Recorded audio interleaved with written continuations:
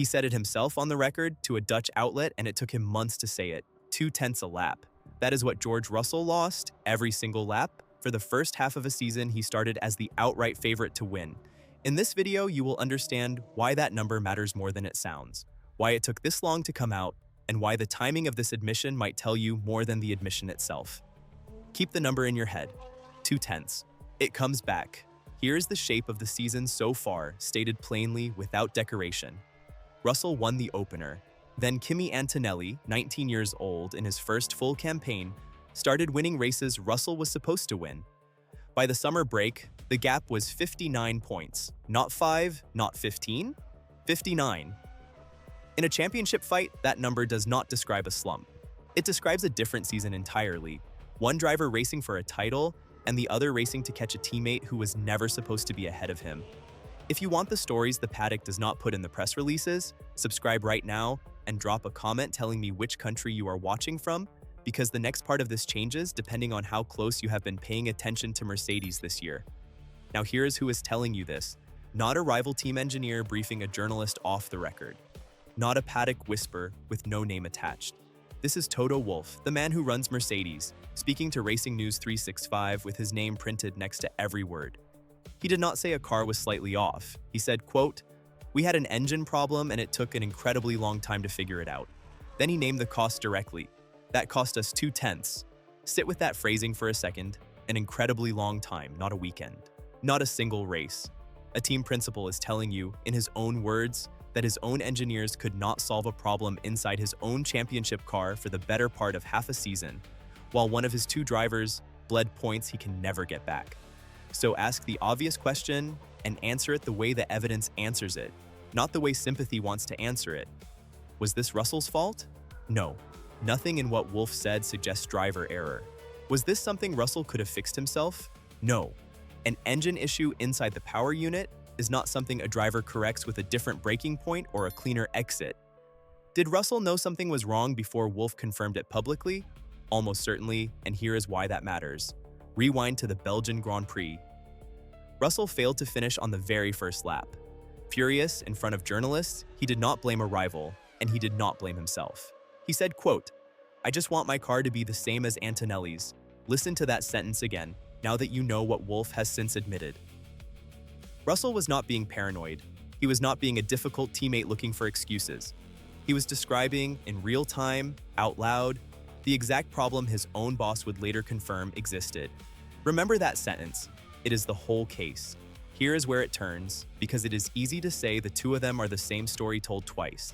They are not, and the difference is what makes this worth watching. A driver complaining about his car is common. It happens most weekends, somewhere on the grid, and most of the time it goes nowhere, because most of the time there is no confirmation behind it. What makes this different is the second document. Weeks later, the man who runs the team stood in front of a camera and turned the complaint into a fact, with a number attached. Nothing about what Russell said changed between Spa and this interview. What changed is that somebody with the authority to confirm it finally did. And if you are not subscribed yet, this is exactly the kind of story you will want to be here for when the second half of the confirmation lands, because a number like 0.2 does not usually stay buried once one team principal says it out loud. Let's do the math, because 0.2 sounds small until you turn it into something concrete. Over a full lap, in a field this competitive, 0.2 is frequently the entire gap between starting on the front row and starting 4th or 5th. Across a season of more than 20 races, a driver losing 0.2 every single lap is not losing a handful of points here and there. He is losing entire results. A podium becomes 4th. A win becomes a podium.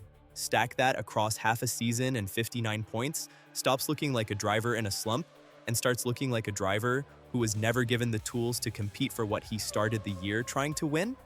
Now widen the lens, because this is not really a story about one engine. It is a story about how a factory decides what gets fixed first and for whom.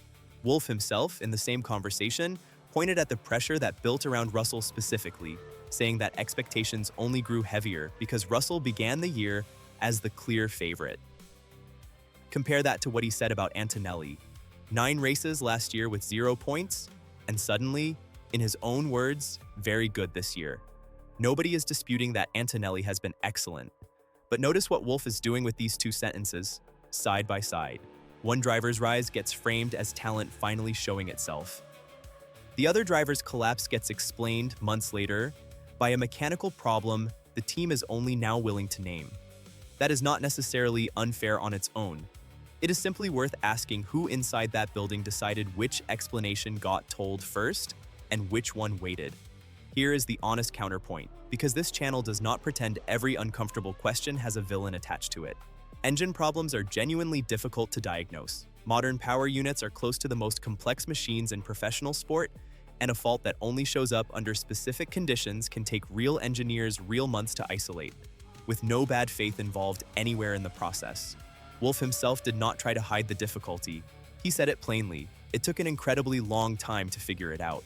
That is a defensible account of how complicated engineering actually works.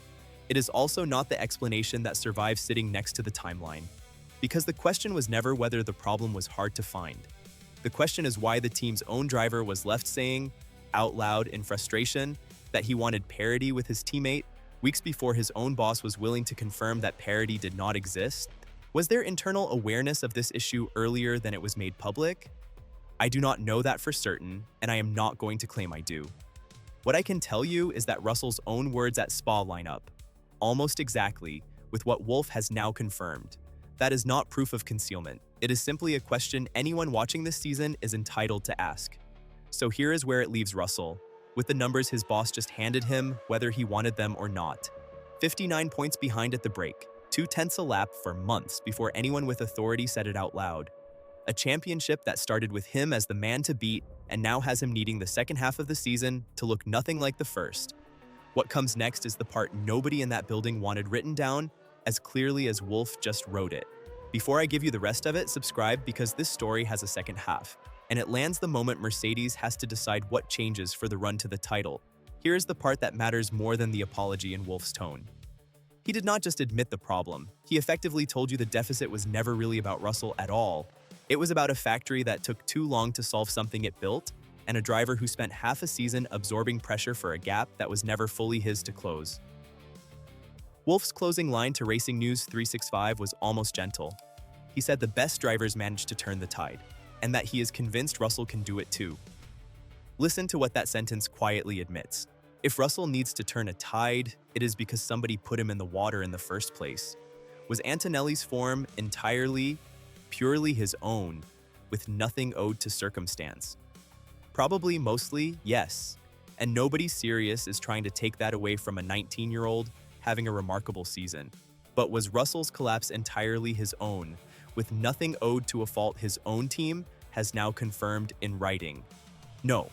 And that gap between how one driver's rise gets explained and how the other driver's fall gets explained is exactly the pattern worth naming out loud.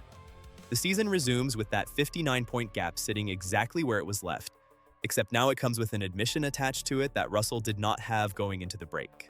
Whatever Mercedes does with that admission, publicly or behind closed doors, decides whether this becomes the turning point of his title chances or the excuse that arrived too late to matter. So tell me, does this admission change how you see the gap? Or did you already assume something was wrong with that car? Like this video if it changed your read, comment if you already knew. And a second question for the comments section, because I want your verdict on the record. If you were George Russell, hearing your own boss confirm this months after you screamed it in front of a camera, do you accept the apology, or do you demand to know why it took this long? There is no comfortable answer here. Pick one. This story is not finished, and when Mercedes has to answer for what they do with the second half of this season, you will want to already be here for it. Hit like, leave your verdict below, and until the next one.